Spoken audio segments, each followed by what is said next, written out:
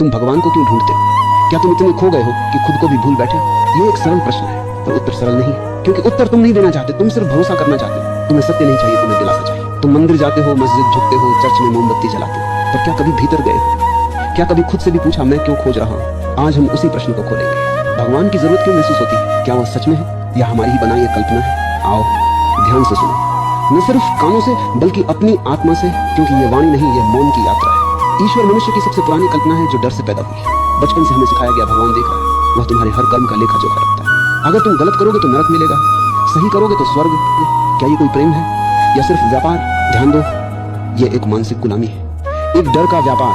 तुम्हारे माँ बाप ने डराया, गुरु ने डराया, धर्म ने डराया, और अब तुम उसी डर से झुके हो भगवान के नाम पर। सच तो यह है, तुम्हें भगवान नहीं चाहिए था, तुम्हें सुरक्षा चाहिए थी, तुम्हें सहारा चाहिए था, तुम्हें कोई ऐसा चाहिए था जो तुम्हारी जिम्मेदारी उठा ले। जब तुम अकेले होते हो तो तुम्हें भगवान याद आता है। जब सब ठीक होता है, नौकरी, पैसा, रिश्ते, तब तुम मस्त हो, पर जैसे ही जमीन हिलती है तब तुम मंदिर भागते हो। ध्यान से देखो, ये प्रेम नहीं है, ये उपयोग है। भगवान तुम्हारे लिए एक सहारा बन गया है, एक मानसिक बैसाखी। और मैं कहता हूं, तुम्हें सहारे की जरूरत नहीं है, तुम्हें सजगता की जरूरत है। सहारे से आदमी कभी खड़ा नहीं होता, वो हमेशा झुका रहता है, गुलाम रहता है। तो वह मत करो, यह पाप है, वह पुण्य है। पर धर्म खुद ही नहीं जानता कि ईश्वर क्या है। धर्म सिर्फ शब्दों से भरा है, किताबों से लदा है। किसी ने उपनिषद पढ़ा, किसी ने कुरान, पर किसी ने खुद को नहीं पढ़ा।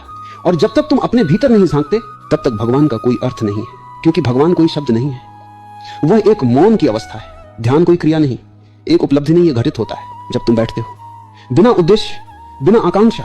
तब धीरे धीरे विचार थमने लगते हैं, तब भीतर से एक नीरवता उठती है, और वही नीरवता है भगवान। नहीं, कोई मूर्ति नहीं, कोई नाम नहीं, कोई धर्म नहीं, वह बस एक अनुभव है। जब तुम्हें लगता है मैं नहीं हूं, वही ईश्वर है। भगवान को पूजा से